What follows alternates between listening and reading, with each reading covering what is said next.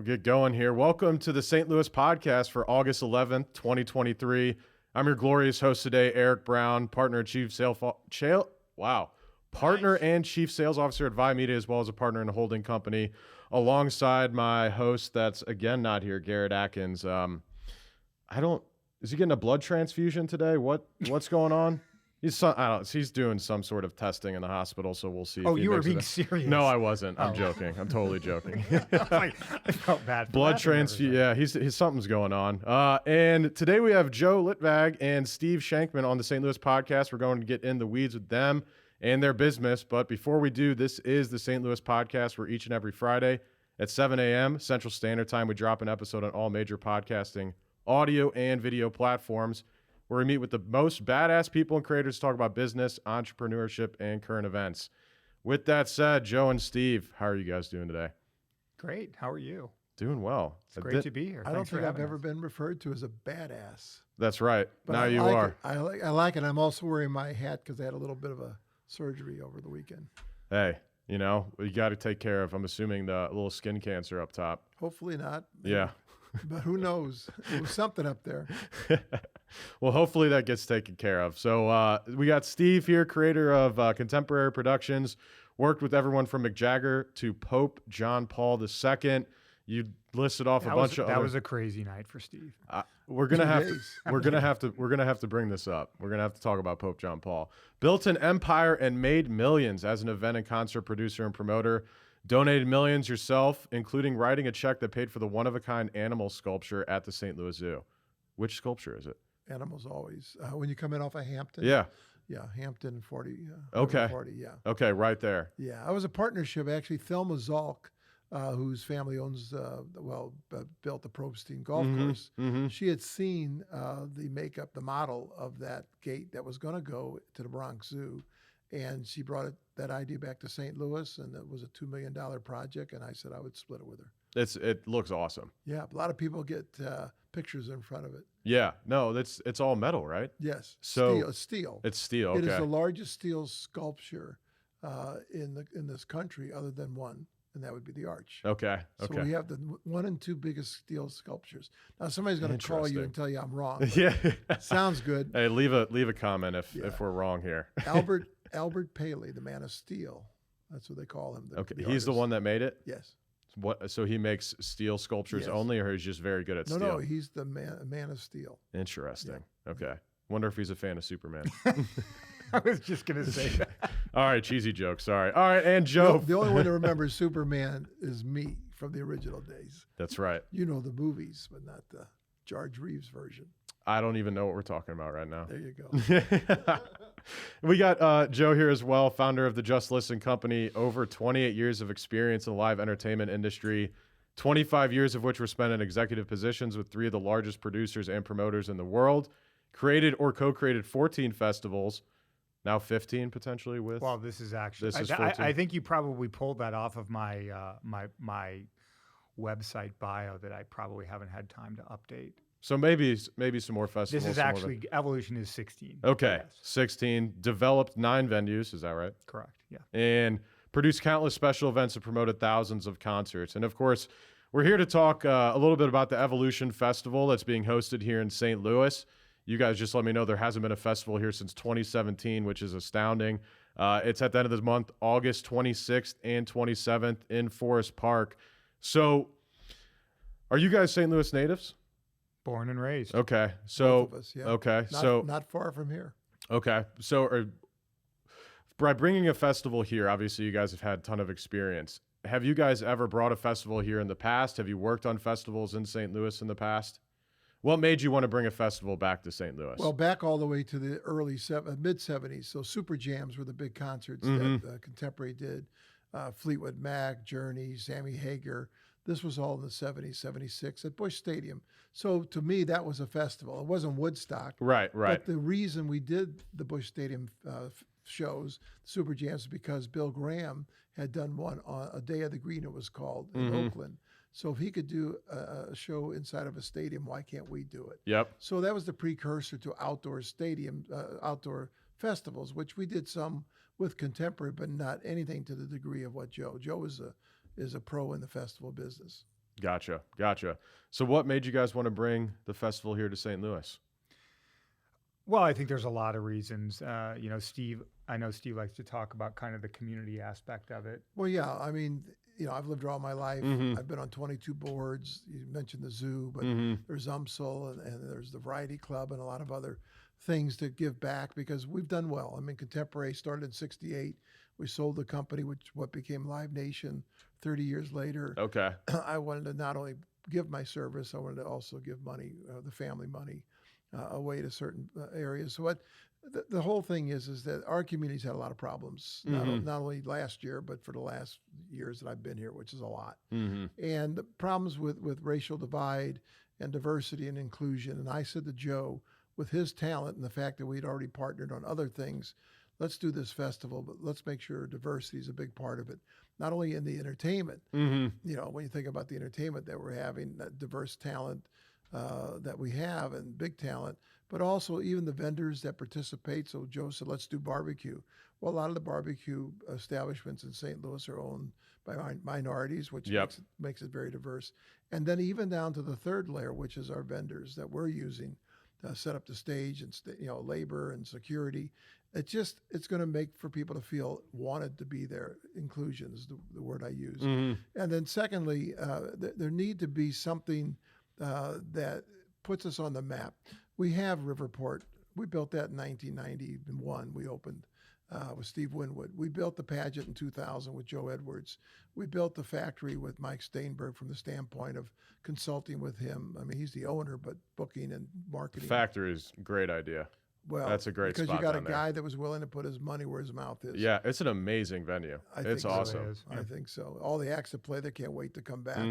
And what we didn't have is a festival, and a festival is the next part of that. And then beyond that, you got Gateway Sound coming, Gateway Studios, where bands will be able to record, and that's a little ways off with Terry Kerr. They're down there in Fenton, right? Yeah, no, they're in Fenton now, but they'll be out by Spirit of St. Louis Airport. Okay. So we're trying to promote St. Louis as a major capital. We're not Nashville, we're not LA, we're not New York.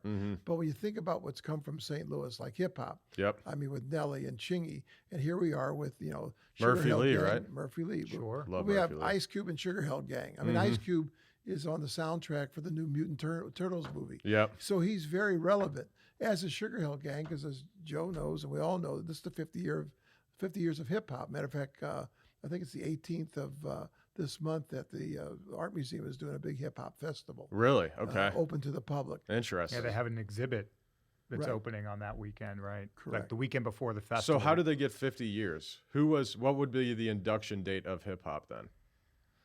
Well, because it would have been 50 years from a month from now. I don't have the exact. I don't know if it was. I guess what I'm asking what is, is it? Stump the promoters? Well, I just how do they get that date? Who was like, this was the first person to do hip hop on this date? Well, on the Grammys, who was some of those singers? I know it was Grandmaster Flash, Sugar Hill Gang, those types of acts were the ones that sort of started the genre. Way back when. And the cool thing is, Ebony Magazine just came out this week, and we were named. We haven't played one note. We haven't opened the door to one ticket holder. Yet we're one of the top hip hop festivals in the nation right now.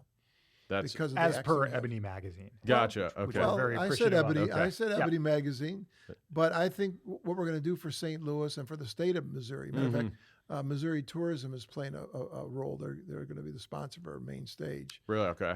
And Lindenwood University is a sponsor of our second stage. So we got education involved. We got the state involved. But this is going to play to the whole state of Missouri.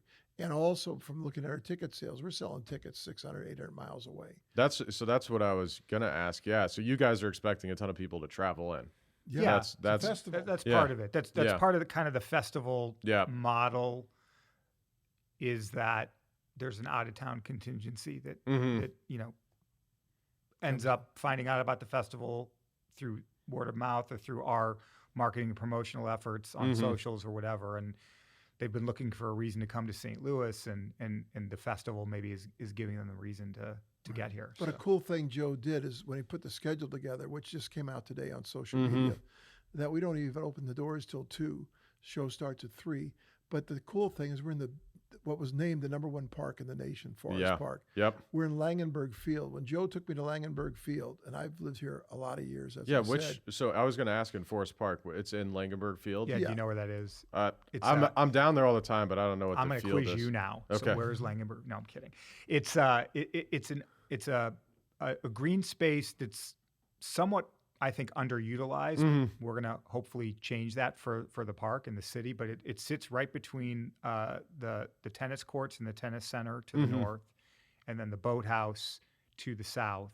The boathouse is actually part of our VIP experience. Okay. And it's all sitting sort of just off adjacent to the front entrance of the Muni. Gotcha. So Okay. I know between the exactly where that between is. the Yeah. History Museum and the Muni, I tell people, Yeah. okay, that's the bigger footprint. Okay. But what's good about opening at 2:00, the doors, and the first show at 3 is that we have the zoo, which I was the chairman of that board for 7 years, so I love the zoo.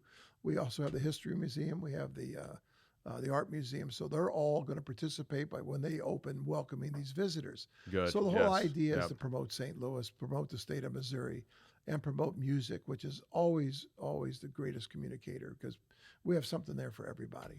Yeah, that's. I was actually looking at the list here earlier. Black Keys, Black Crows. I mean, that's. You guys got some good people coming in. That's exciting. Well, let's tip the hat to Jeff Jarrett, my senior partner, Mm-hmm. who's been with me just shy of 20 years, and Joe and I put that in his hands. Yeah. Well, it's impressive. I was looking at it. I was like, shit. I guess I got to buy a ticket for this weekend and go down there. Who's joining me? Matt, They're all coming. Katie. Both guys are. We're all going down there. Yeah, gonna that's love right. it. No, yeah, I already texted my friend beforehand. I was like, did you know about this on August 26th? He's like, yeah, I already have tickets. I'm like, thanks for the invite, But dude. see, that's why we're here because we're still getting that message That's out right. there. I mean, we're Remember- everywhere in the media, but still, You want to say you went to the first ever Evolution Festival. Don't wait. Well, and I love Forest Park. Well, Right. I mean, when you see that's this, a selling point in and of itself. It's like it's in Forest Park Yeah. agreed. I mean, versus like the park in and of itself is its own Yes. attraction. And, Yes. and that's again what is likely as appealing to the people coming in from out of town. Mhm. Not to mention local folks as well, but people coming in from out of town when they understand where this event is taking place. Mhm. It's just another reason to say, let's go to St. Louis for the weekend. the history of Forest Park is amazing. I agree. It's very cool. 1904 World's Fair. Yeah, 1904. We got buildings from 1904. It's do. it's wild. So with your guys' event, where do you? Okay, so let's take it back. Let's think about someone. Let's just say they want to start their own festival, right? Let's take it back to basics. Come talk to us Yeah. first. Where we go back to 69, Woodstock. I mean, Firefest. Where are we going with this? So, what are like the three main things that are the most important thing to run a successful festival? Money. Money. If you don't have the money, don't Mhm. put the festival on. Yeah. I was going to say three things: money, Mm-hmm. vision, and patience. Yeah. Patience. Interesting. That's a good one. I feel like working with artists. All right, not to hate on artists or anything, but it's almost got to be like dealing sometimes with actors, and I could feel like that could be a potential pain in the ass. So, with that said, how do you deal with the egos of artists? Or maybe is it not that bad? It's not. It's likely not as bad as you may think it is. Okay. I mean, yeah, I'm sure there's plenty of prima donnas out there. I've worked with some. Steve's obviously worked with some over the years, but for the most part, the bigger acts are actually the nicer ones. Yeah. Just because they feel like when they reach a certain level of success and have been around a certain period of time, that they learn that it's because of all these other people around them Yep. that have helped make them a success. So they're, I think, more humble and appreciative. But I think lots of acts go through this phase of, we're the kings and everybody has to do what we say. Mhm. But I think, things happen throughout an artist's career to a point where they get knocked down Yes. at some point, and they come to their senses and say, listen, we're all just people, and we're all just trying to help each other and help create this connection of music with, between the artist and their fans. Yeah. And that's really what matters the most. We're all there to help them. But everybody talks about the writers, the contracts. I was just about, I was So just. I taught a course. So first I taught at Webster for a semester. Then I did UMSL for a semester, business of music. And I brought in some writers. And, we want this on Monday night for dinner. We want this on Tuesday night. We want this on Wednesday night. We want chicken. We want steak. We want fish. We want lobster. Well, they're on the road every day. They don't want 3 days of barbecue. So what are they really asking for when you think about it? They're not asking for the moon. I mean, they're asking for what's necessary to do their show. And they may have some certain kind of wine or other stuff that they like. It's just part of what you do. But people like to make a big deal out of like the brown M&Ms. Well, that's a joke. I mean, nobody cares because Ted Nugent says, I want the brown M&Ms. So, I mean, do you want to sit on a toilet in a locker room at an arena that's been sat on by hockey players for the season? You want a new top. So, I mean, if you see those things in writers, it's okay. It's okay. And plus, sometimes these long writers, they want to trick you to see if you really read everything. Yeah. So we always that was the brown M&M thing with Van Halen. It was a joke in their rider just to see if people were paying attention to their rider. Really? Yeah. Well, what's interesting, getting on writing, so literally this has nothing to do with what we're talking about, sort of. But so Tesla, or excuse me, at Twitter, someone was like releasing confidential information through emails. So what Tesla did was they put spaces in between every single email. So every single email was different, but to an end user, you wouldn't know. There'd be like a space at the end behind sincerely. And so they found out who was leaking that based on the fact of the spaces in the email. Yeah. And I was like, that's crazy. Anyway, so writers in music, right now we see obviously the Screen Actors Guild and them kind of coming together, which I think makes sense. Obviously, the streaming platforms, as in the same in music, I would assume is definitely screwing over the artist. But maybe it's an issue with Spotify as a business not making a ton of sense, because you're only paying. I can listen to a million songs, and I'm only paying $12 a month on Spotify. So it's almost an issue of not enough money to go around. Well, I think it's got to be a great value proposition for the consumer. Otherwise, they're not going to buy it. Yeah. So you want to make it affordable, but then, like you said, you pay a monthly subscription and you can listen to music, 24/7. Yep. The pie's got to get cut up into so many tiny little pieces that, no artist is making a massive amount of money off of that unless you're so popular and have so many plays and so many streams that it actually adds up to real money. Yeah. But I would say you could probably count that number of artists on, a couple of hands. Yeah. So do you see the writers and artists eventually getting together like the Screen Actors Guild has in Hollywood and trying to make a difference there for the streaming platforms? Because that's kind of who they're attacking. Well, part of what they're attacking right now is like Netflix, because they don't get paid based on, essentially royalties. And also you don't know how many people are watching your show. So you may have a super successful show on Netflix, but they don't release the numbers to the people on the show. Right. So you may be super valuable show, but you would never know. Well, I think that's one of the, to me, I think one of the key differences is that most of the time, not all the time, musicians write their own music. So, or co-write their own music. Yeah. Sometimes they use outside writers or whatever.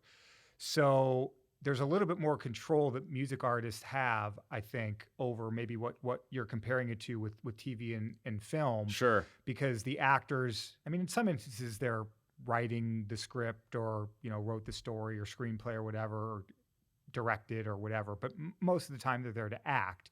And they aren't the originator of the material. The difference in the music business is more often than not, whoever is performing the music that you love also probably wrote or co-wrote that music.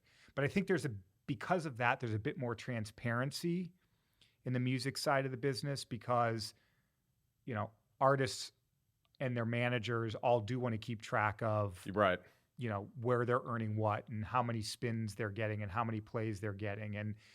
And I think that there's a bit more transparency than there may be on the on Spotify. You are able to see listens and things like that, so that does make sense. And behind the scenes, yeah, I mean, they have analytics, there's a whole lot of data yeah. that in analytics they track behind. It's the scenes. way more transparent. In the old days, artists got cheated really bad. I mean, you think about back in the 60s, there was no control who was getting played where. You had payola for things to get played. I think it's getting better. I mean, the writer's strike with TV and movies is horrible because this is going to be a long one. This isn't getting settled tomorrow. No. And we have a lot of friends, like Cedric the Entertainer has a show, Neighborhood, on Mondays on CBS. You know, here he is sitting at home, but not really because he's out doing dates and barbecue. And well, are they still getting paid on those contracts for the shows that aren't being like? I think if they don't, I think if they're on, I shouldn't answer the question, but I don't think it's full payment. I think there's something in the contract for strikes or force majeure clauses. I don't know personally. Yeah. But the thing about music, it's listen. I had an artist I managed, Maynard Ferguson. One of his songs was being played in Brazil, like the Tonight Show. It was the theme song for the show, and it played for like 11 years. $450,000 we were able to collect. So it's just a matter of people going, I don't know who to pay. That sounds like a good deal. I don't know who to pay. I know I don't know who to pay. ASCAP, BMI, CSAC. Yeah. You know, they're claiming ignorance, but I don't you think, Joe, it's better than it was? I mean, it is. It's got. I mean, listen. I mean, there's numerous stories from the '60s, '70s, and even into the '80s of artists and how the record labels were taking advantage of them and not being truthful or upfront about royalties and things like that. And I think that is somewhat corrected itself at this point. It's sort of the base now is the transparency is a big part of that relationship between an artist and their label. The artists on the artist side, artists on the artist side have gotten a lot better than the artists. The record companies' attorneys were way better than the artists' attorneys. Yes. The artists have gotten way better representation. And I think that's why things are better today than it was back then. Agreed. It's much more of a business now for the artists than it was back in the day. Well, I think Kanye, sadly, was one of the big proponents of kind of buying back the music, right? Didn't he kind of bring it to fruition? Everyone was like, holy shit, artists are potentially getting paid what they are. Or excuse me, artists aren't getting paid what they should. Meanwhile, the record labels are making all the money.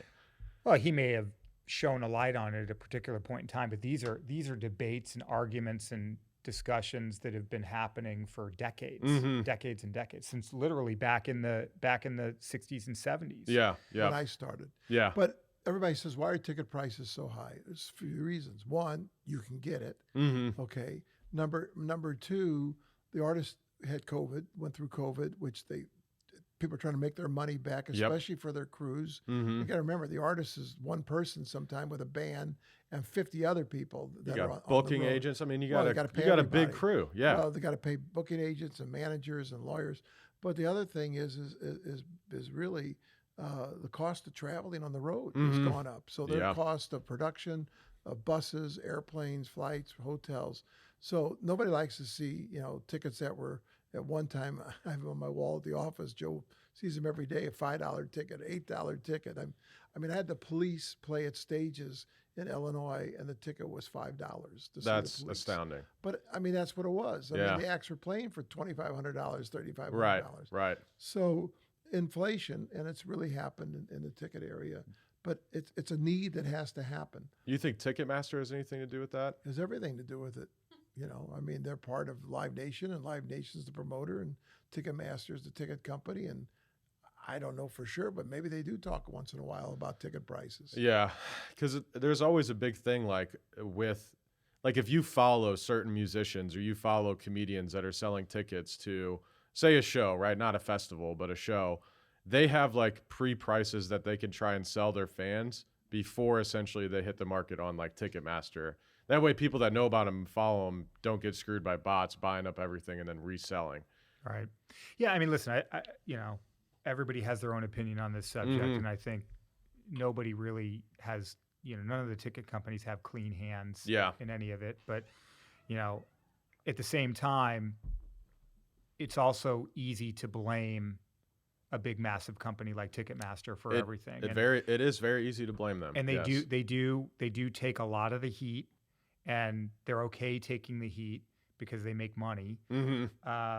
But everybody plays a hand in those ticket prices and those fees that no one likes to see anymore. But what was important for us, talking about tickets, was to have a cheap ticket. Yeah. You know, so GA when it originally came out was $99 for 2 days. But just like the airlines and hotels and every promoter in the country, if you don't buy early, the price goes up. Yep. Because we have to keep buying advertising, keep spending money.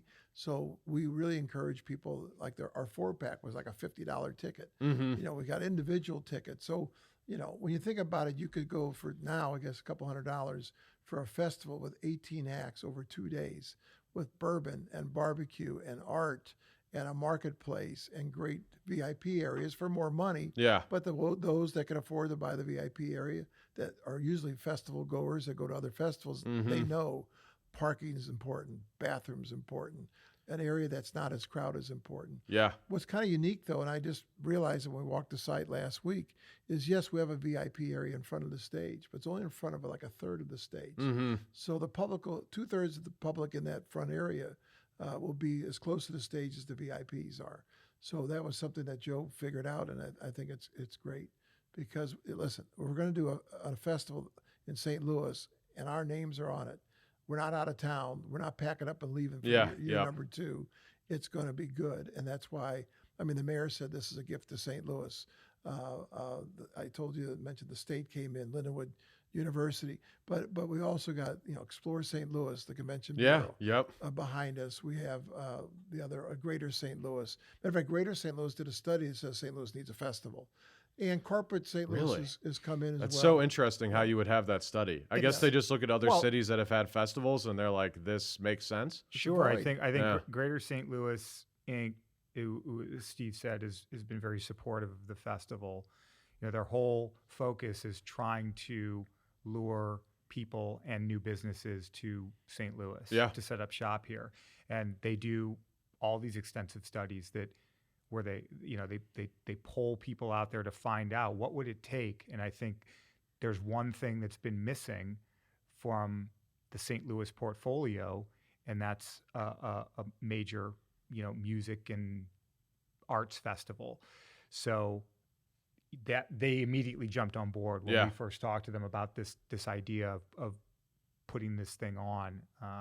Because I do think it's something that will attract. It makes it a more livable city for those that are, thinking about relocating here from out of town, or businesses that are thinking about relocating here. There are some cities, and you know about this one, Sacramento, where they actually hired your old company, right, to produce a festival. The city realized the value of music. The city itself, right? I mean, interesting. Which is when we went out to sell sponsorship. That was what I tried to tell corporate St. Louis, and many companies came on board. I think that's a great selling point. Yeah. Yeah. I mean, when you get the support of the municipality behind you in whatever form, it's a big deal, because I can tell you from a lot of the festivals I'd done previously, when I first started really doing them in the early 2000s, a lot of times you couldn't get the municipality to pay attention to what you're doing. They didn't want to hear about it. If anything, they didn't want it. Right. I mean, exactly. They're just going to make more traffic and more problems for our residents. But then we started showing them how much money we were contributing to the economy, local economy, with people coming in from out of town, and restaurants and bars being filled and hotels being filled, and they gradually started to realize it, and the sales tax. Most importantly, tax. I mean, we pay 10% sales tax. I mean, so we have a big gross. The city, the state win by that. So it's a win-win situation. It needed to happen. I saw the void for an amphitheater. I mean, Mississippi River Festival, early 70s, went out of business. I moved the outside shows in the 80s to the Muni, where we did everything from Rod Stewart to just think of all the acts that we did there, Grosby, Stills, and Nash. Do they ever have No, this was back in the 80s. They don't have music shows at the Muni anymore. Concerts. No, they did it because of us. That would seem like a great space for a concert, though. 10,000 seats. Yeah. And the reason we couldn't make real money there is we had to have 20,000, and that's why we went and built Riverport in '91. Okay. So it is a great for 10,000 people. It's a great venue. I'm going Sunday night. I love the Muni. My father was in the orchestra for 30 years there, but you have to add things to your music scene to make things happen. I went to Joe Edwards. Actually, Joe and I talked about this before I went to Joe. We already had Hard Rock in St. Louis, and we had Planet Hollywood. What was going to come next? House of Blues. So we convinced Joe it'd be a great idea. Well, not convinced him. He realized it. Let's us do that. Yep. And that's why the pageant was built in 2000.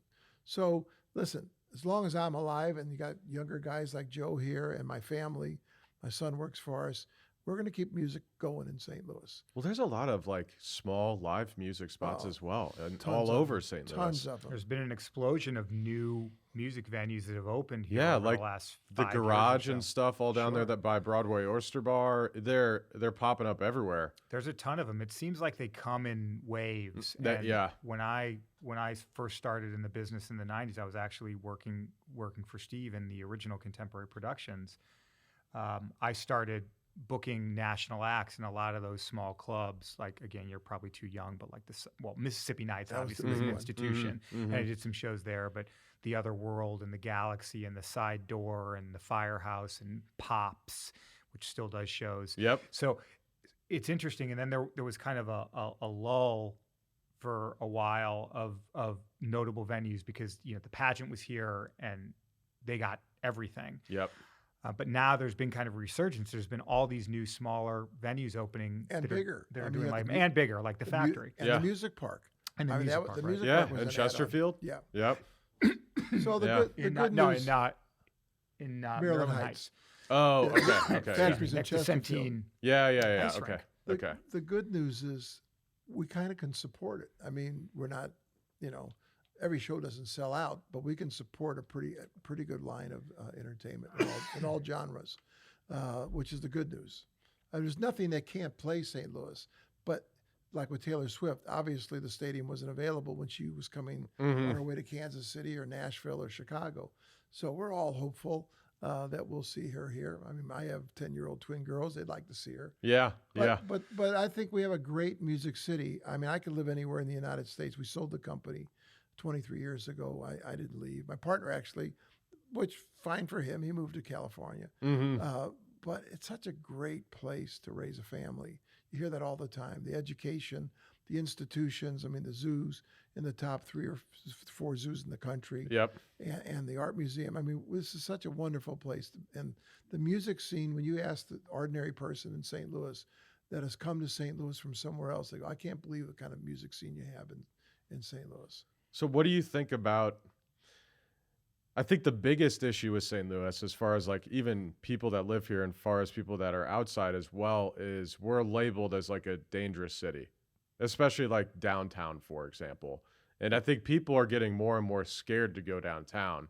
But Forest Park, I wouldn't even label that as downtown. So I guess, do you foresee, do you see any issue with people not wanting to come just for that simple reason? Not the Forest Park. Forest Park, the zoo itself will get 30,000 people on a weekend, and those are families.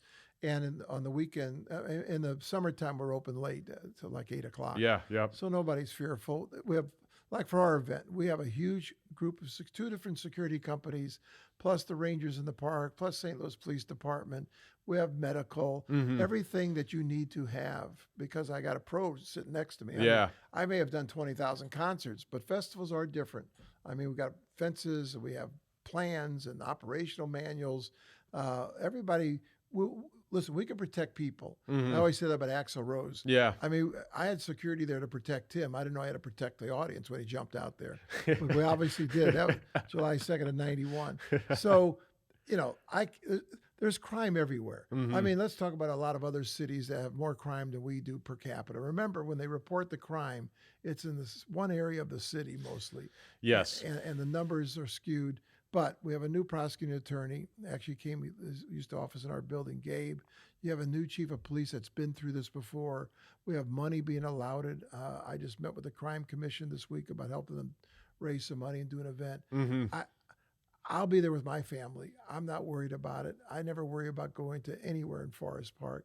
Now, do I want to hang out in Forest Park at 3 in the morning? I don't want to be anywhere at 3 in the morning. Yeah, no. Nothing good happens at 3 in the morning. Correct, yeah. So, I think all the precautions we've taken will make for again, it's an elevated festival. It's not a heavy hard rock festival this year. We don't know what the future brings. Yeah. We also have an option on Cricket Field.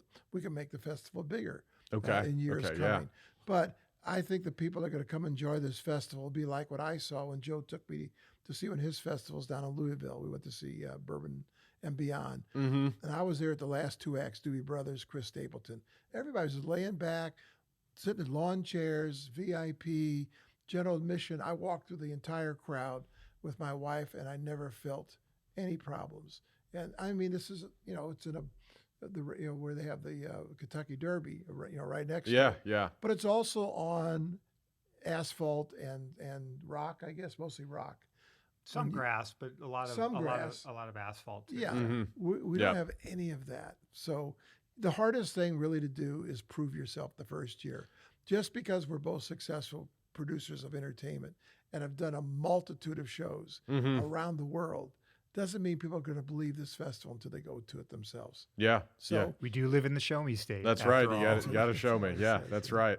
So how many people are you guys planning on attending? How many tickets are you got? Do you guys have a goal for tickets?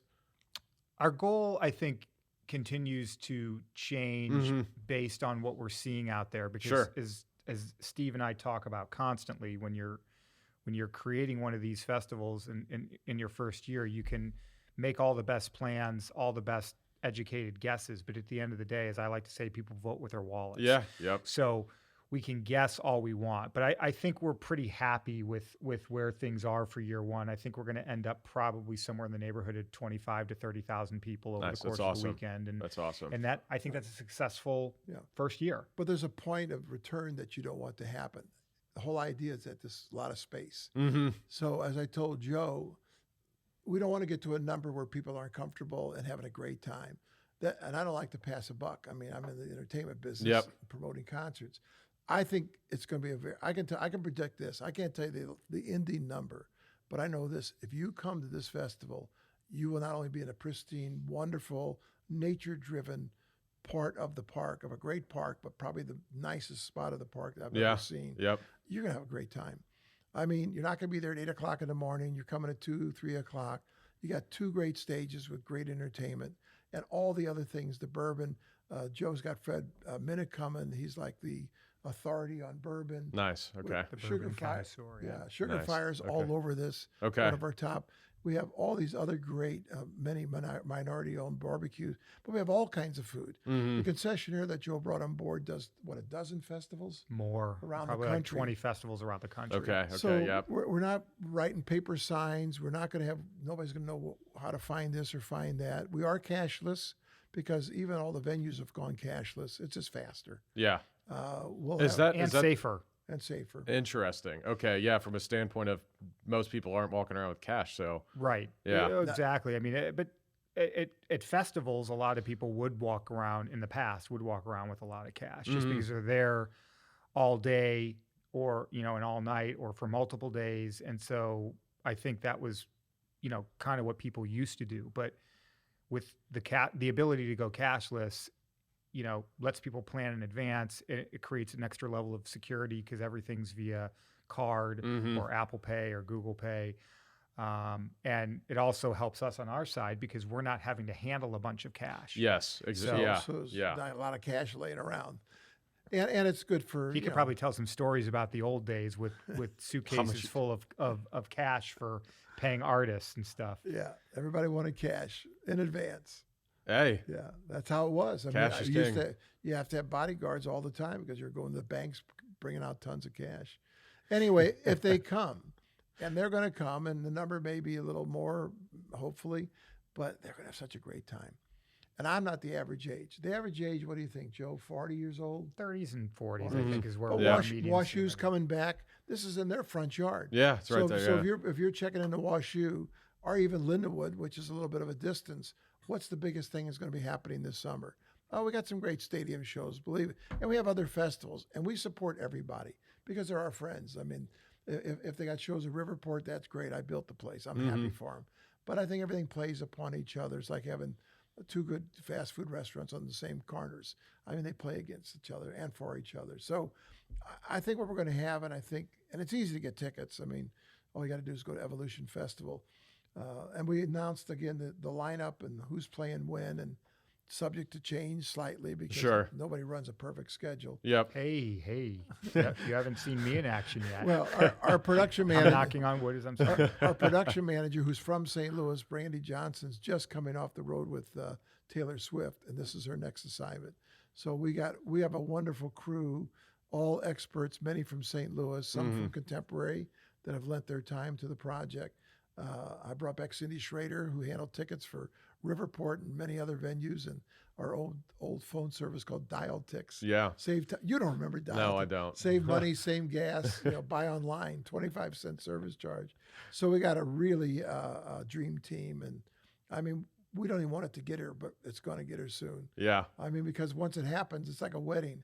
It's all over after that. Then you start. I playing, wanted to get here. I want to sleep, have a sound night of sleep. Yeah. Well, then you can plan next year. Yeah, Oh, no.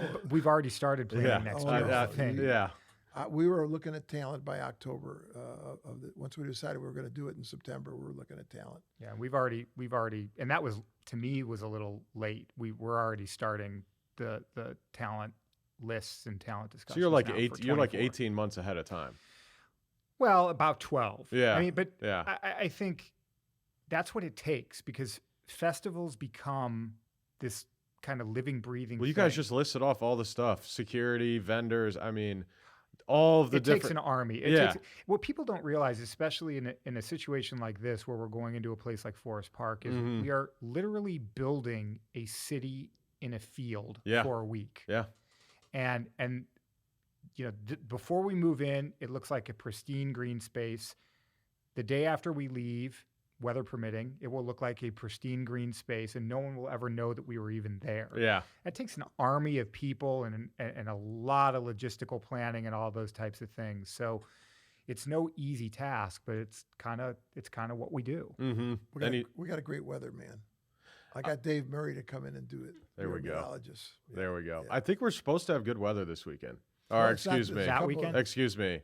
Well, never mind. No. Listen, We don't know. We have Let's started talking about the weather every day. let's knock on wood. We got some good weather Today coming. is a perfect day. It's like, I think, high of 85 degrees. and That's how I want it, Partly yeah. sunny, which is perfect. Blue skies are nice, but that's a lot of sun on Gets people hot, too. all afternoon and evening. So, partly cloudy skies, mid 80s, low humidity. A lot of shady areas. We'd be really Yes. happy. Yeah. Yeah, we do have a lot of shade. Yeah. areas. There's a lot of trees right in that area, so that's good. So Oh, okay. as far as what was I just gonna ask? Sorry, I just Tickets. lost my Not tickets. You were talking no, about tickets. not tickets. Oh yeah. Any special guests you guys got coming that Can't tell you. yeah. That's how special they are. We've reached out to a lot of our friends in the entertainment world, Okay. and we got some people that will be there. Is And, Nelly gonna make an appearance? well, I can't say who. Nelly could be on the road then. I'm not exactly Okay. sure. Okay. Anyway, call him Mo. Mo? That's what he likes to be called. Really? Well, his name is Carnell Haynes Jr. Matter of fact, we're both in the Hall of Fame at U City High.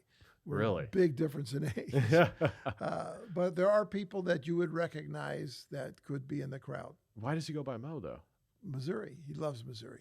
Really? Yeah, Okay. yeah. He Interesting. loves Missouri. So he goes by Mo. I never heard that before. Me either. Okay. I learned okay. something today. Okay. Okay.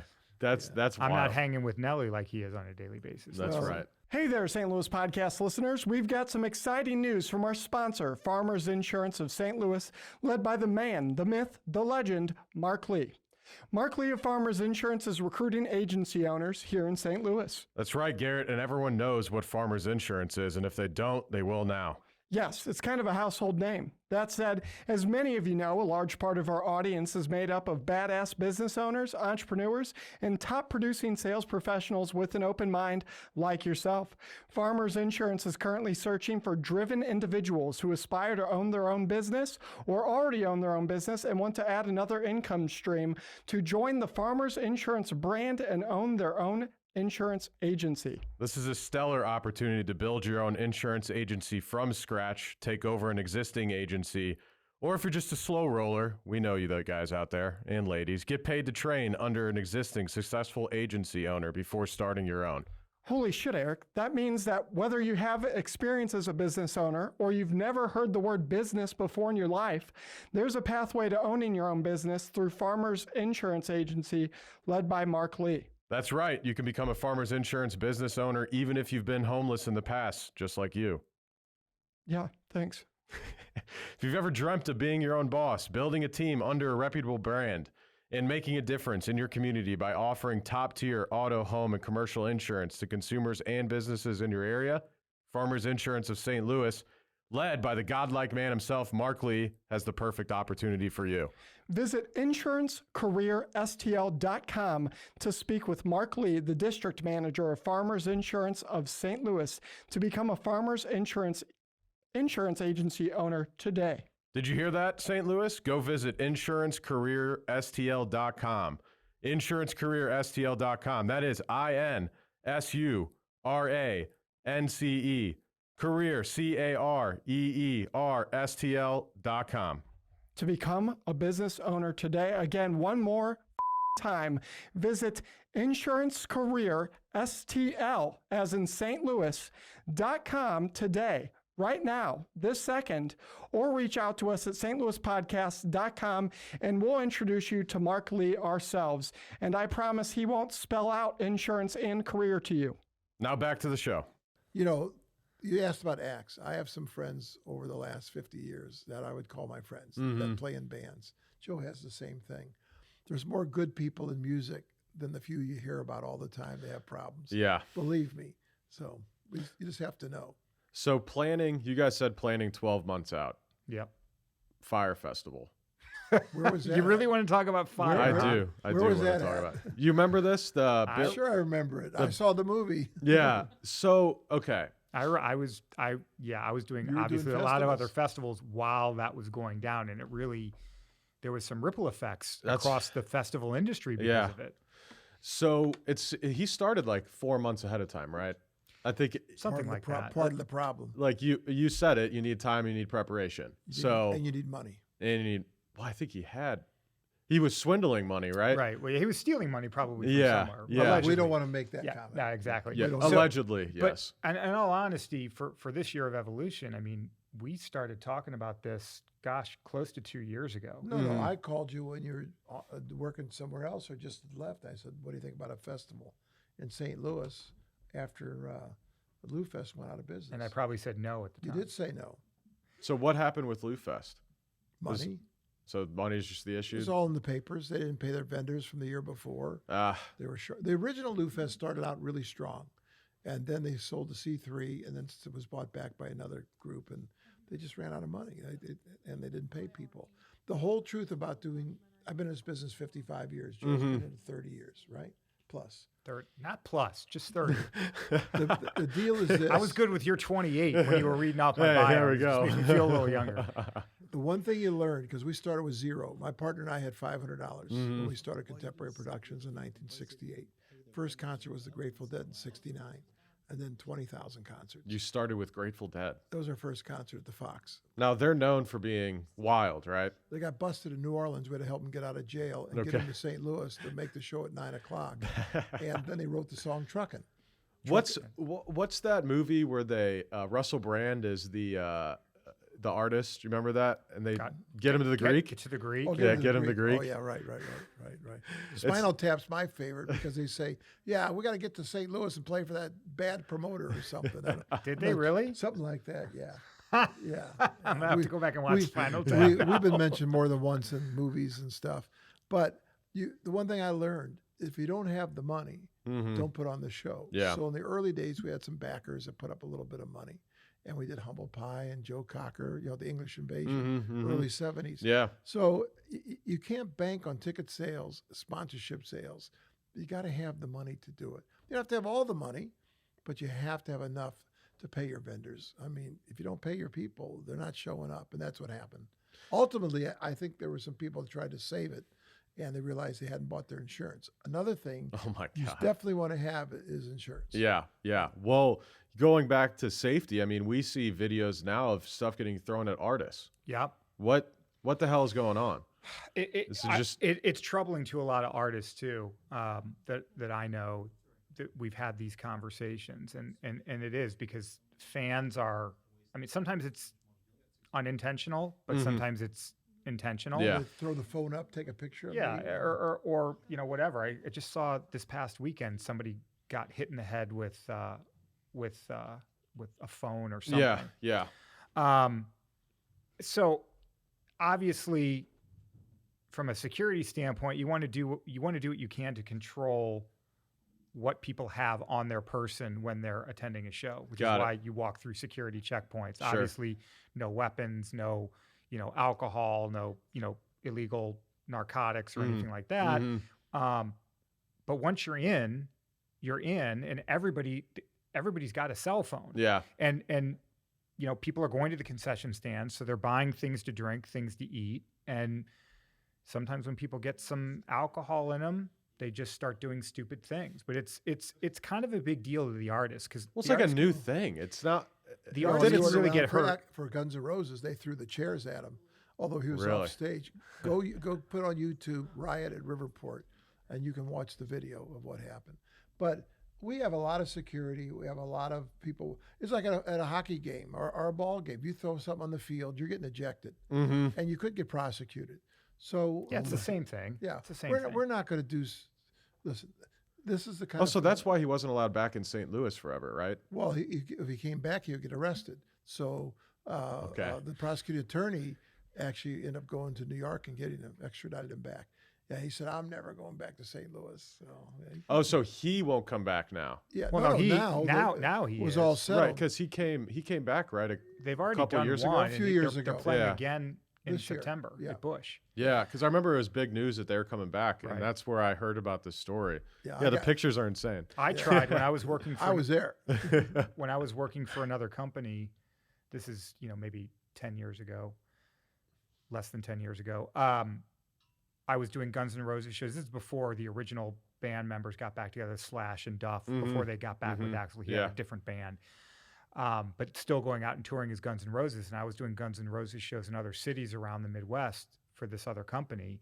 And we talked several times about St. Louis. And it was always just Axl has no interest or desire to go back. Yeah. But I think when the reunion happened a few years ago and Axl, Slash, and Duff got back together with this incredible list of other musicians, I think he said, we're going everywhere because I just think they want to make as much money as they can. Well, and also And it's been how long? 91. Yeah, so Anyway, Bill Bailey and I got to be good friends over because 20 years. Yeah. we went after him and we had to sue him, and the insurance company paid, he paid, and it all got, what really happened is Riverport became pretty famous because I call it in my book that it came out 15 years ago now, I call it the riot heard around the world. Literally, I got an article from a paper in Johannesburg, South Africa, from a friend that was hunting that said there was a riot at Riverport in St. Louis. That is crazy. The riot heard around the world. I didn't realize that Riverport had been there for so long. Yeah, 91. We opened with Steve Winwood, and I think Robert Cray was the first show. This was like the 7th show. We were only open for a couple weeks. Brand new, pristine, $12 million amphitheater. And all of a sudden, it looked like a bomb had fallen. Anyway, I got to see Willie Nelson there a couple weeks ago. Yeah. How's he doing? How was the show?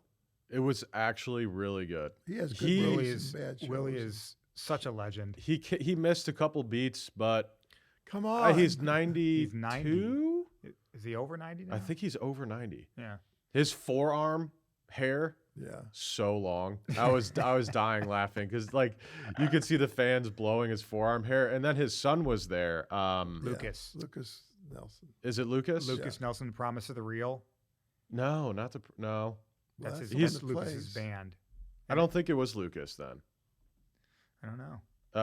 Lucas Nelson is He's unbelievable as well. He's the younger. No, it wasn't Lucas. It was the younger one. Okay. Shit. What's He his name? constantly, Willie, I was lucky enough to work on Micah, I believe. Okay. that could be. I was lucky enough to work on the Willie Nelson Outlaw Tour for a previous company that I was with for a couple years, and such an incredible group of people. I mean, Willie is the nicest guy in the world. What you see is what you get with him, and he always has his family around him and with him, and he's a legend. I mean, he's a legend. Absolute legend. Super Yeah. legend. He's in one of the episodes of Monk. Is he? Yeah. Oh, I mean, he's not an actor, but he was really good. Really good. He was just playing himself. Yeah, playing himself. Well, That's Willie right. Nelson is a character in and of himself. That's right. So that's Yeah. But that's when you know you've made it, when you can go on a TV show or something like that and just play yourself. he's got to be one of the most authentic people. Oh, for sure. Like, I put him on top of my list. yeah. So Micah Nelson, yeah. So him, I guess he's touring with That could Willie, and he's playing a lot of like Willie's songs with him. Ah. So maybe he's takes over. I don't know. Who knows? I mean, don't know. I don't It's think hard to there's take nobody over. that's I ever know, going to yeah, that's- replace Willie I Nelson. know that's the thing, right? I've Can't not replace him. seen Micah perform. He but, was really damn good. but Lucas is incredible. If you're a fan of that music and, I you, am, and you yeah. have not checked out his band, The Promise of the Real, Okay, check it out. I'll have to. But yeah, that's. But I don't want to talk about that because Willie's not on the festival this year. That's right. Maybe next year. Shout out Willie. Get him on the festival next year. Yeah, we were there and we had one of the covered seats, but it wasn't that covered from where the sun was hitting us, and it was like 100 degrees that day. So that was a hot day watching Willie Nelson. That's actually a good question, Steve. When you built Riverport, why did you build it facing the west? Why not face it south? Yeah, I actually was. Was it gonna ask that. residential too close by or something like that? Don't remember the reason, tell you the truth, but I will tell you this: the air conditioning is on the stage, so if you sit close, you feel the air blowing at you. The stage is totally air conditioned. Interesting. Yeah, I Yeah. don't know why. I think that was, the architects came up with the way it's going to face. You didn't want to face the quarry which would have been east. Right. North, you'd be looking at airplanes and stuff flying over. South, I don't know why south. Probably wouldn't have fit. We couldn't have fit on the property. We That were could too be. close to the levee. We had to play to Yeah. the longest to the longest route, and the longest route was to the west. But St. Charles likes. At first they complained, then they realized they could hear the concerts. For free. Yeah. Yeah, Really yeah, oh yeah. If you're in St. Charles on a 120 decibel show, you're hearing it. interesting. Yeah, you can hear it. So you can sell tickets to your friends coming over to your house and listen to Willie Nelson. Hey, how is it any different from those, Wrigley Field, those Well, the it's the- bleacher Oh, yeah, the seats on part- the yeah. buildings across the street? Hey, Yeah. you get to see But some of them free charge. baseball. Yeah, that's true. That's- Our ballpark village where you watch every Ballpark game. Village. Yeah. Well, don't they sell tickets now at like the top of the hotel to watch Yeah, the game? I think they do. I think Yeah. they do. So, hey, any way to make a buck, right? Well, it's a in business. In It our, is. in our It's a business, business. you And used those to are be good seats. You used to be able to make money off of tickets. Yeah. And that's why you build your own venues, because now you make money off of concessions. Mm-hmm. That's why you do festivals, Yep. because that's our money as opposed to the arena or the building that you're in. Mm-hmm. So, I mean, the game changed because the bands kept asking for more, and we were getting less and less and less. And when you think they take a risk a little bit, but they have a guarantee, Right. but they take a risk on their back end if they're making percentage. We have the total risk. We pay for everything. Mm-hmm. When these artists roll in a couple of weeks, everything that they see was a cost of our partnership. That's the way it is. You have to risk a lot of money to make a small percent. It's not a high, I don't want you to take out your handkerchief, but it's not a high margin business. Yeah, you're probably not sitting at 20-30% profit. No. I've had conversations over the years with lots of investment bankers and private equity and people that I've come into contact with, and when I explain to them how our business works and what the margins are, Yeah. they look at me like I got three heads. Like, why would you ever be in that business? Yeah. Well, because it's fun. Yes, because I it's like sexy. it. That's Yes. right. And if you do it right, and have some longevity, you can make some money. I mean, you can be very successful at it. I think Steve's a Well, walking example of that. Yeah. I was able to not do a concert with our money since 1998 when we sold until this festival. I have not promoted one show with our finances, our capital, since 1998 when I sold. But we needed this festival. And to wait around for somebody else to come in and do it wrong, Yeah. do it 1 year, screw up St. Louis, it would have been a mistake. It was just one of those things like the sculpture at Forest Park, which Yeah. you're nice to mention. When you came in from Lindell, you had this beautiful, magnificent entrance to the park by the History Museum. Yep. You came in from the other way, it looked like prison. Mm-hmm. I mean, we had barbed wire fence, we had nothing to show, it was signed to the zoo, and it was time to do something. And most people come in that way. Most people come in through Bigger Hampton, I would percentage, think. Bigger Yeah. percentage, Yeah. yeah. I think almost 2/3. But sometimes, here I am in my later part of, I'm rounding third base. Mm-hmm. I have young kids, but age is age. And you just see the need. And the fact that I had this guy sitting right next to me, I mean, why not do it? Because we will do it right. But is there going to be some problems? Somebody's going to complain it's too long to get there. Look at the map. Yeah. We've got plenty of people at the entrances that are blocked. We've given people, what's the walk? 7 minutes from the Metrolink? Not even probably. I mean, we put it right. exactly. The whole thing is we didn't start yesterday. I was the chairman of the fair for a couple of years. I started the fair in 1981. 82, we did Elton John. Yeah. 250,000 people. It all worked. It just all worked. So if you plan it right, it should all work. We'll have some issues, but everybody does. We built a city for 2 days. But I think the positives far outweigh any negative, even the weather. I mean, when you go to Coachella, you don't think about it being 75 degrees. No. So, I mean, we're hoping for... I didn't care that Willie Nelson, it was 100 degrees. I've dealt with it. When It would have been a little bit more fun if it wasn't as hot, but I got to see Willie Nelson, so I'm not complaining. I went to Disneyland 2 weeks ago with my kids. I got 10-year-old twin girls. Oof.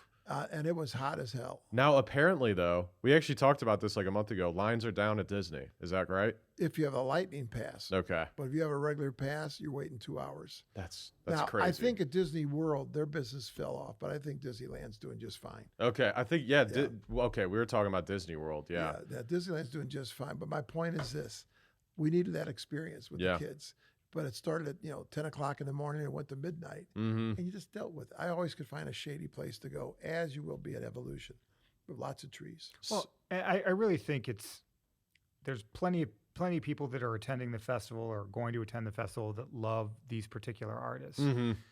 And that's a large contingency of our festival goers. But the other contingency are the people that just want to experience the environment and the food and the bourbon and the other beverages, the craft beers, and just being in this gorgeous park for a weekend where hopefully the weather will be incredible like it is today.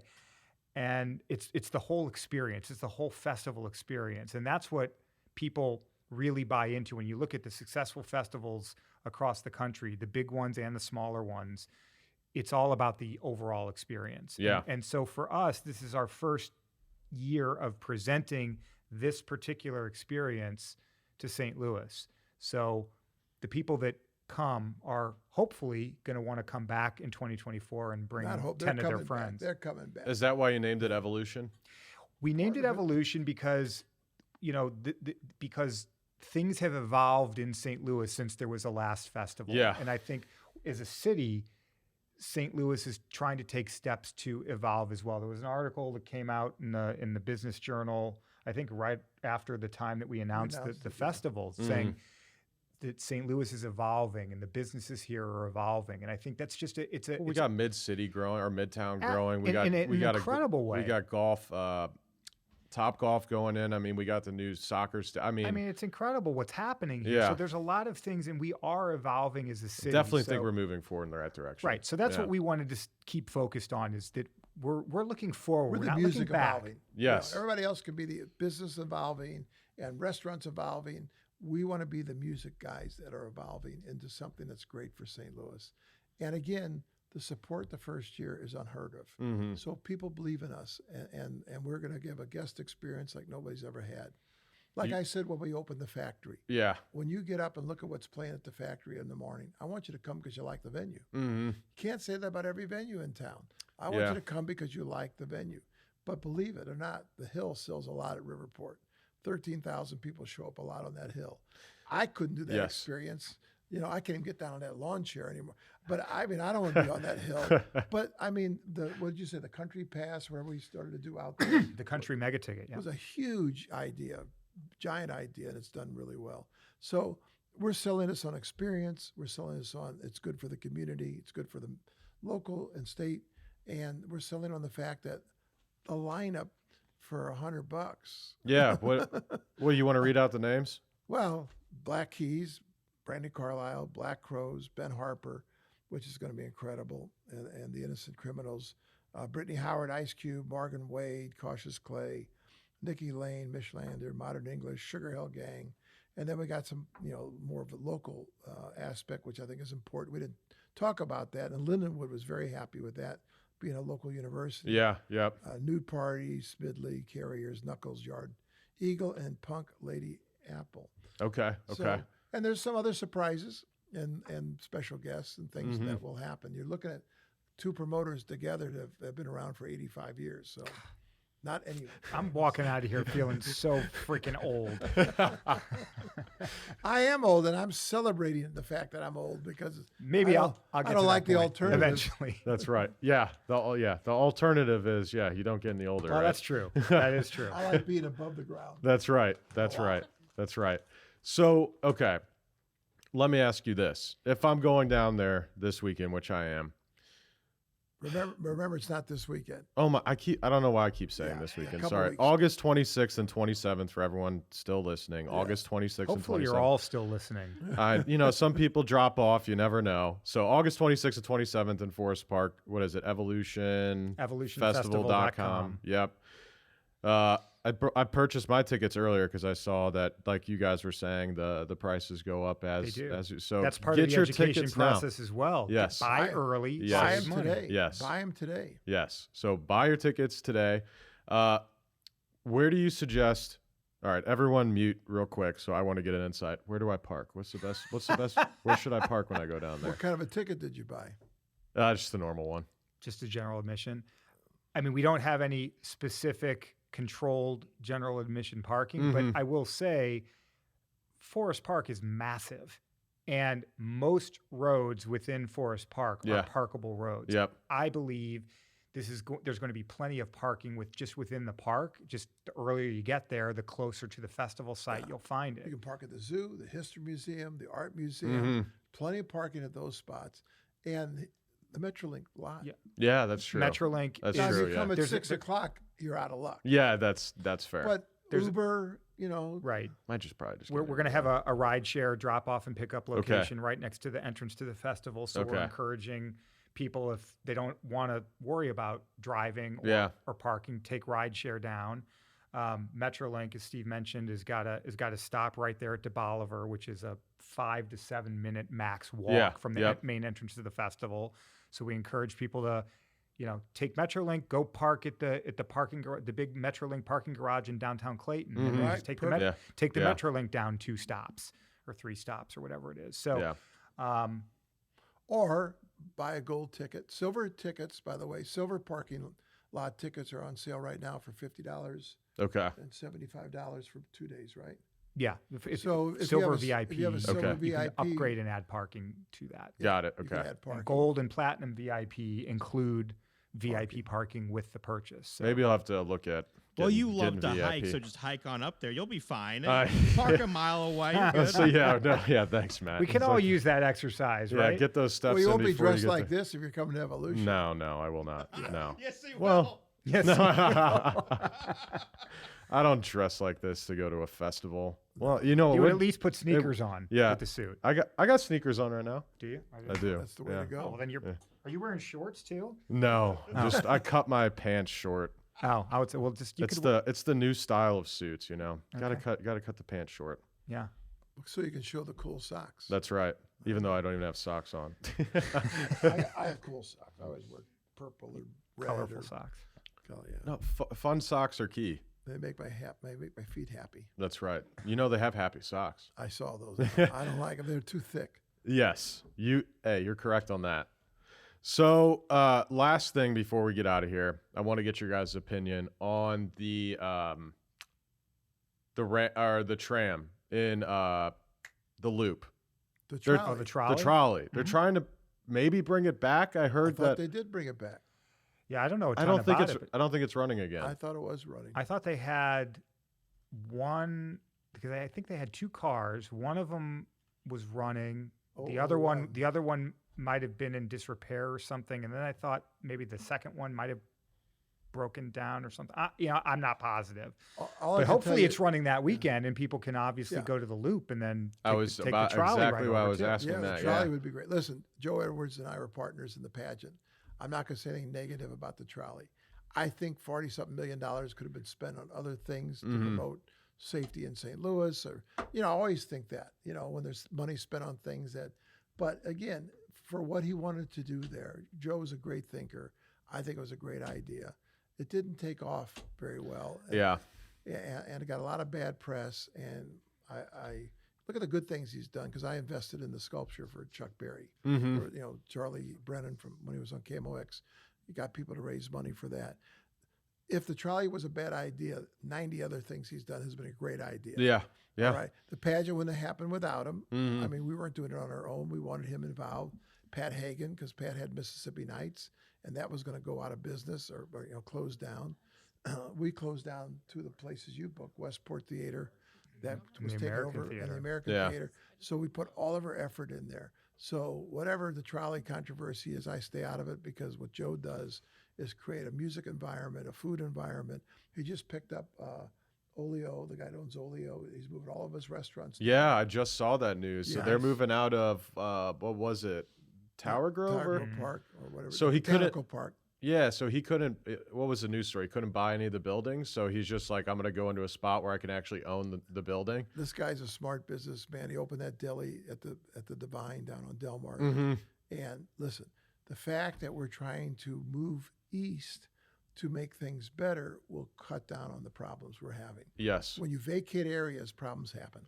Well, Brown and Crouppen was on the podcast, and we had Ed Herman sit here and say he kept his office in St. Louis, Yeah. downtown, versus majority of other businesses that move out to West County. Yeah. Sure. Yeah. So he's Well, like, Terry Croupen's always been, cares about the city, as do I. I mean, my first office was next to the Fox Theater on Grand okay, Avenue. okay, yeah, But again, you want to give your people a safe environment. And until they clean up down there, like Ron Kraszewski with Stiefel, he's done unbelievable work to try to keep things safe down there. And I think it will get better in time. Nothing happens overnight.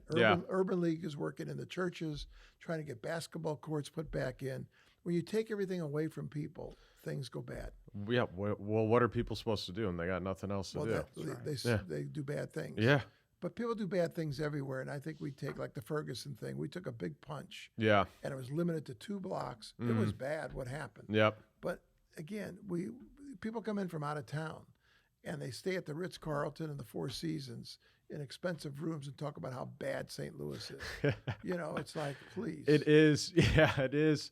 It's almost like one of those things. It's like it's like it's easy to shit on it. Yeah. So they just do it. Yeah. Well, It's odd. I've lived here all my life.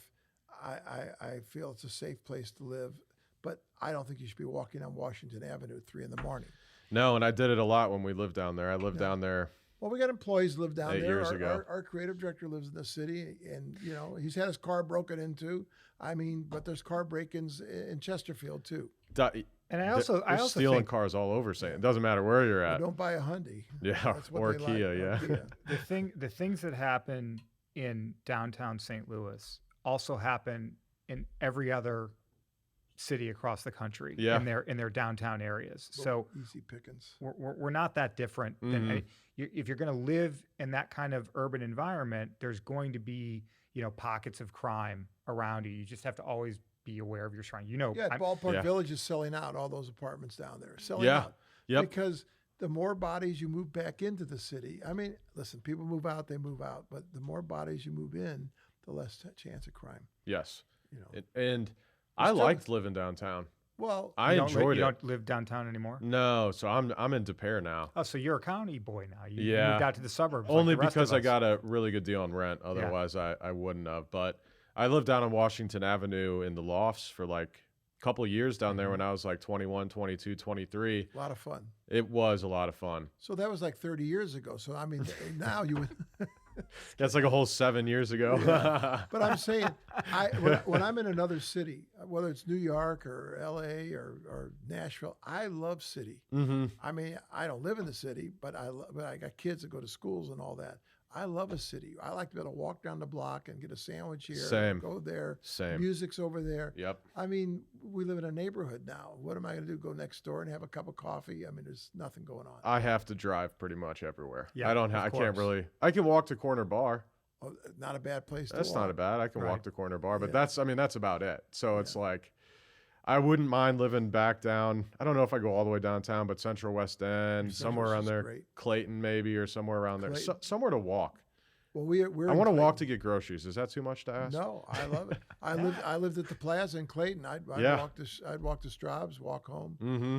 No, I like Clayton. Clayton's been good for us. We've been there 24 years now Yeah. with the company, and then we were only on Brentwood before then. It's just a central location. Airport's closed. Yep. Everything you need. We're 7 minutes from our site, right down Forsyth, straight Yeah. shot. Yeah. Mm-hmm. Yeah. Again, for all those people that talk about St. Louis in the negative, shame on them. Then why are you living here?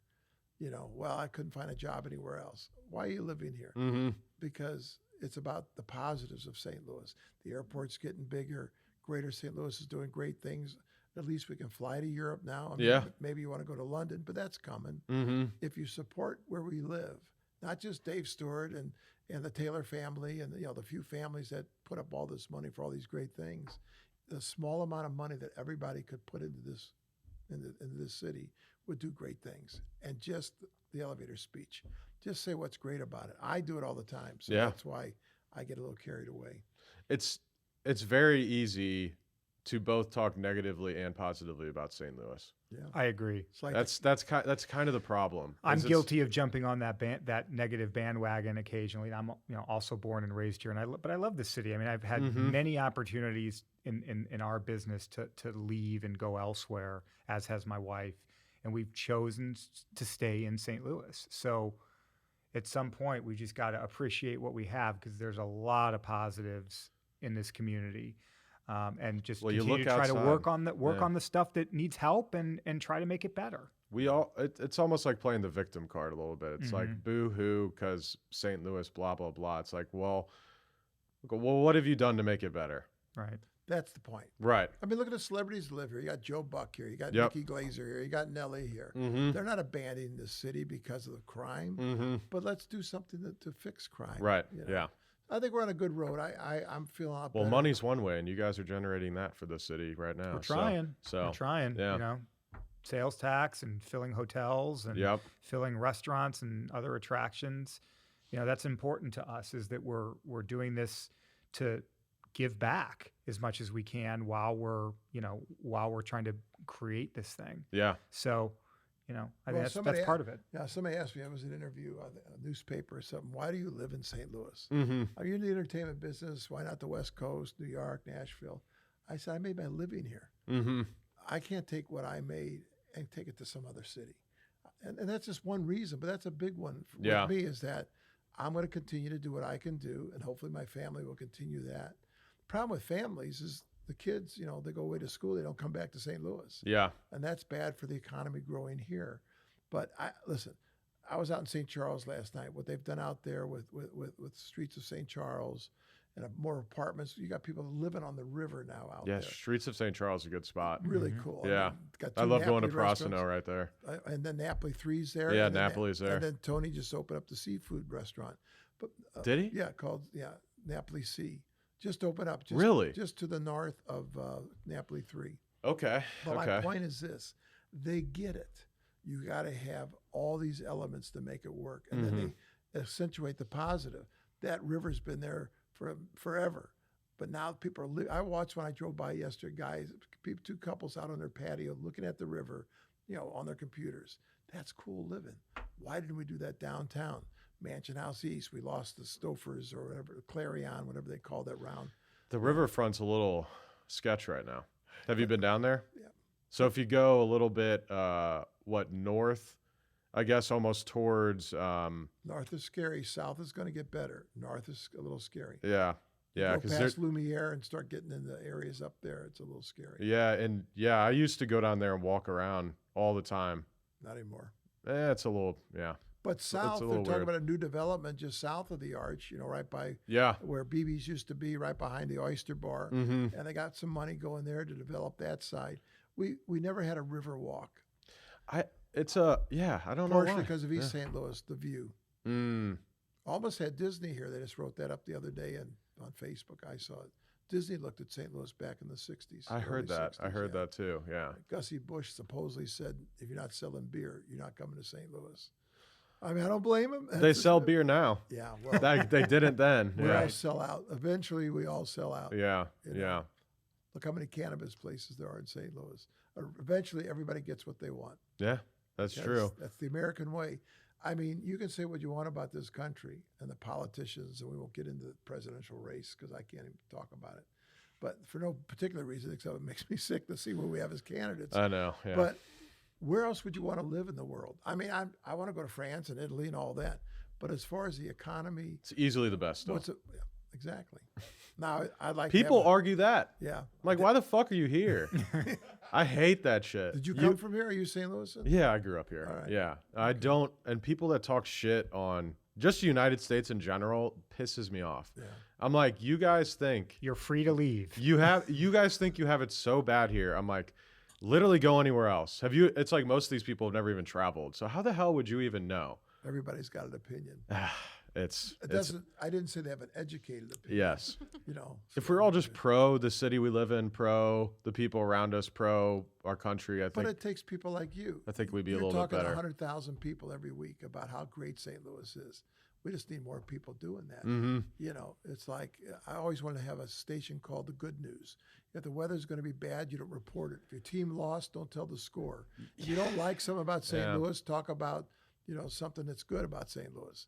I mean, think about restaurants at WashU. Mm-hmm. Think of the people that go to Washington University and St. Louis University for that part. I mean, think about that. Well, they put the good news on at noon when no one watches. Right. And then the evening news is all the bad shit. Woe is me. Yeah. Yeah. Yeah. And then the last segment is 2 minutes of Something good. something good. Well, And that's even regular news Hey. on at night. It's like, it's all negative. I want the good news or I want the nude news, but I don't want the bad news. Yes, exactly right. Exactly right. Well, anything before we wrap up here, anything you want to tell the audience? I have a question. You have a You're killing question? me. Yes. You don't have to go into detail. I can't hear you. Yeah, we can't actually hear you through the mic. Now can you? Yes, now we can can. hear you. You don't have to go into detail, but who is the best celebrity you've met and the worst celebrity you've met? Like artist wise. I mean, I'm happy to share the best. Okay. Yeah. I was thinking, I don't know. Yeah. I off mic, I would tell you the worst. I still have to work in this business. Yeah. For me, there's actually two. I would say Mick Jagger and Paul McCartney. Just unbelievable people. Obviously, the talent, right. speaks for itself. So those are mine. Steve. Okay. Well, the worst thing that ever happened to me and the best thing that ever happened to me was with Bill Bailey. That would be Axl Okay. Rose. Yeah, yeah. because we never made more money in one night because of the lawsuit, obviously. And it was the worst thing that could possibly happen to me in my whole life to see 61 people injured because of some ridiculous Yeah. story, which wasn't even the real story, which Yeah. I can only tell you off mic. But because there is another story than what you heard about the camera. But, I grew up with Billy Joel. I grew up with Elton John. When Elton John's movie came out, there he is playing at the Troubadour. Only 6 months later, he was playing for us in St. Louis. So you get He to doesn't know. tour anymore, does he? Well, It he's just He finished. just ended. finished Yeah. his Well, 3-year. He says it's finished. I think he's really done. You think so? Mm-hmm. Well, but I never got to see him live. Anyway, sorry. it's always hard to pick out, because is it about the music or about the person? So I can tell you people that aren't that great musically, but I loved him as a person. Mm-hmm. But the worst would have been the night of Axl Rose on July Well, give an 2nd. example of a good one. Maynard Ferguson, jazz trumpet player. I'm Yeah. a trumpet player. Yep. I ended up managing him the last 5 years of his life. He was my idol. That'd be like you being into baseball and you loved Stan Musial Mm-hmm.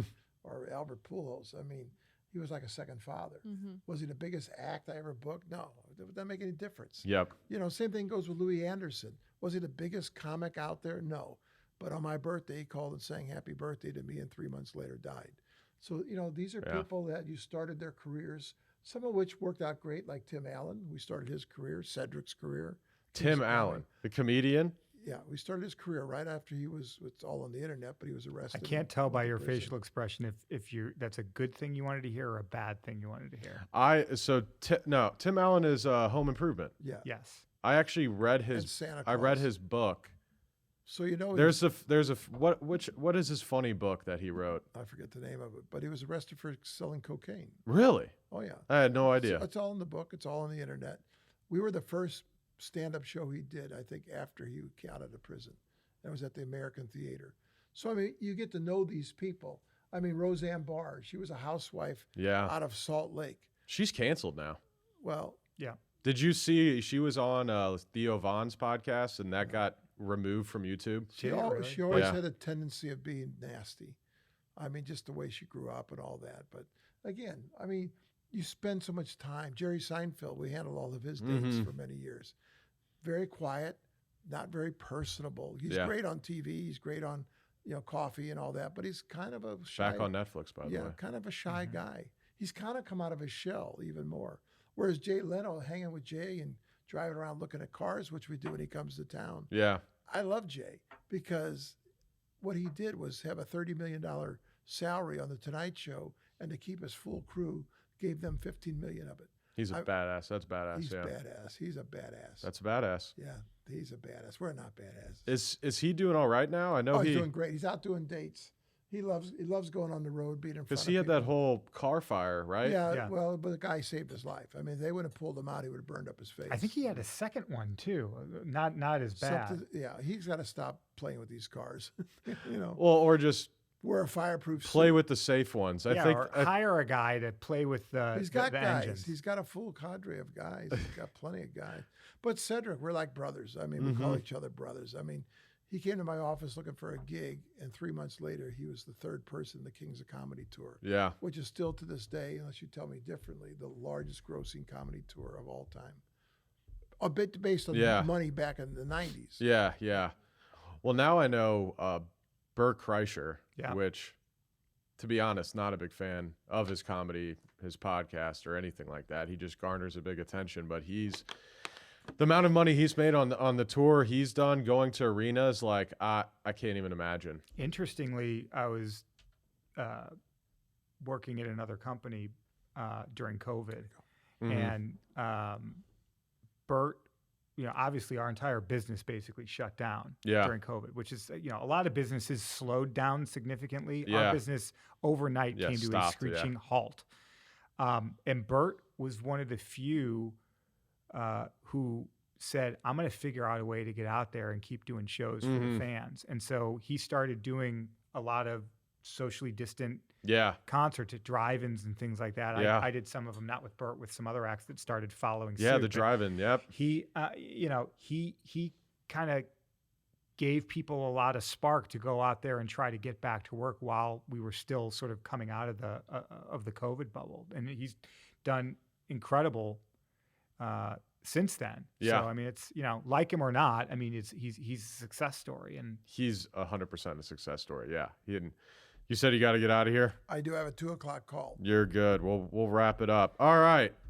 So once again, Evolution Festival. Go get your tickets August 26th and 27th, evolutionfestival.com.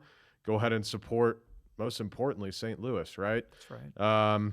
Let's give you guys the outro real quick. Podcast. We'll be back next week, 7 a.m. Central Standard Time, with a new episode, new guests, and unfortunately more of myself, and maybe Garrett will be done with his blood transfusion. Ladies and gentlemen, if you're watching live or later, we said something wrong, said something you hate, or said something you want to hear more about, as always, send me a DM if you said something I didn't like. I'll message you back. Don't leave comments for Katie on TikTok, please, even though she does love responding to hate messages. All right, it's been a pleasure speaking with Joe and Steve, both of you guys today, and it's a pleasure hosting this podcast for the people of St. Louis. We'll see you again next week. Thank you. Hey there, St. Louis podcast listeners. We've got some exciting news from our sponsor, Farmers Insurance of St. Louis, led by the man, the myth, the legend, Mark Lee. Mark Lee of Farmers Insurance is recruiting agency owners here in St. Louis. That's right, Garrett, and everyone knows what Farmers Insurance is, and if they don't, they will now. Yes, it's kind of a household name. That said, as many of you know, a large part of our audience is made up of badass business owners, entrepreneurs, and top producing sales professionals with an open mind like yourself.